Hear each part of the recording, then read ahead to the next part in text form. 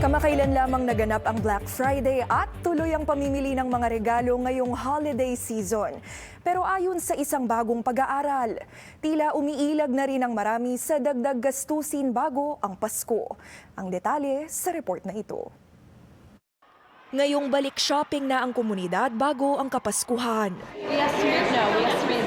Hindi pa rin maiwasan ng maraming Canadians ang matataas na presyo ng mga bilihin. Siyempre, alam mo naman yung problema ng ngayon, like high cost of living, yeah, like mortgages, rent. Mag-work kasi double pay yun sayang. Sa bagong tala ng Crestview Strategy, nakitang halos kalahati sa mga rumesponding Canadians ang nagsabing babawasan na nila ang mga regalo ngayong holiday season kumpara sa nakaraang taon. Looking for sales, kahit sa pagkain, groceries, still looking for sales. We're definitely going to plan to spend a little bit less and focus more on like family kind of things than more so gifts this year. I'll spend probably the same as last year, so for grandchildren, so shouldn't be too bad. I'm definitely wanting to spend less now, but you know, when there's a good deal, you just gotta go for it sometimes. Ayon sa Crestview, ito'y dahil naniniwala ang halos kalahati sa mga rumesponding Canadians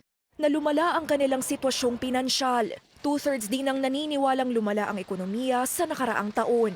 Kaya mas marami ang naghahanap ng sale o discounts. I would predict an increase in spending actually now during this period of time, because I think what people are going to try to do is find those deals now in order to ultimately spend less over the holiday season.